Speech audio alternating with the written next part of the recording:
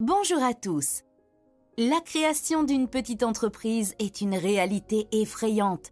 50% des petites entreprises échouent au cours de leur première année d'existence. 75% de celles qui réussissent la première année échouent au cours des 5 années suivantes. Comment allez-vous déjouer ces pronostics?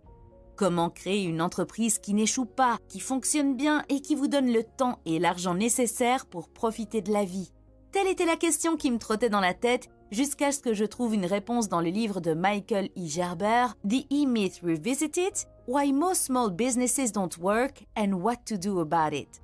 L'E-Myth revisité, pourquoi la plupart des petites entreprises ne fonctionnent pas et ce qu'il faut faire pour y remédier.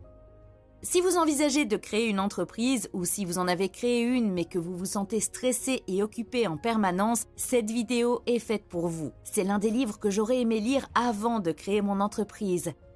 Bon, eh bien commençons. Partie 1, l'hypothèse fatale. Voici ce que vous êtes.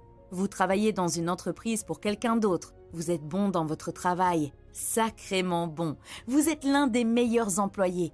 Mais les choses ne vont pas bien pour vous. Vous ne vous sentez pas apprécié ou vous n'avez pas l'impression d'être suffisamment payé. Un jour, vous êtes au travail et, pour une raison ou une autre, vous n'aimez pas le comportement de votre patron. Il a peut-être dit ou fait quelque chose. La raison n'a pas beaucoup d'importance. Vous n'avez tout simplement pas aimé.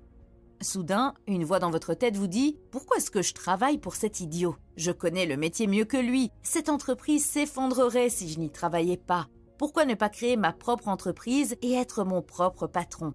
Depuis ce jour, vous ne cessez de penser à la création de votre propre entreprise. L'entrepreneur qui sommeille en vous s'est réveillé et ne se rendort plus. L'excitation d'être votre propre patron et de devenir indépendant était irrésistible. Il fallait que vous le fassiez. Vous démarrez donc votre entreprise. Mais voici ce que vous ne réalisez pas encore. Vous êtes sur le point de passer de détester l'idiot patron à devenir vous-même l'idiot patron. La plupart des gens, y compris moi-même, démarrent une entreprise de cette façon. Avant de commencer, ils faisaient du travail technique pour une entreprise et un jour, ils ont décidé de créer leur propre entreprise. Mais c'est une recette pour l'échec parce que la personne qui démarre une entreprise de cette manière fait une faute et c'est la suivante. Le travail technique d'une entreprise et l'entreprise qui effectue le travail technique sont deux choses totalement différentes. Ce n'est pas parce que vous comprenez le travail technique d'une entreprise que vous comprenez l'entreprise qui effectue ce travail technique. Ce n'est pas parce que vous êtes un monteur vidéo compétent que vous savez comment créer et gérer une entreprise de montage vidéo. Malheureusement, la plupart des gens ne s'en rendent pas compte. C'est ce qui arrive à des millions de techniciens chaque jour. Un barbier ouvre un salon de coiffure, un coiffeur un salon de beauté et un musicien un magasin de musique. La tragédie, c'est que lorsque le technicien est victime de cette hypothèse fatale, l'entreprise qui était censée le libérer le réduit en esclavage. Il avait l'habitude de faire un travail lorsqu'il travaillait pour quelqu'un d'autre, mais maintenant, en plus de ce travail, il doit en faire 10 autres et il n'a aucune idée de comment faire.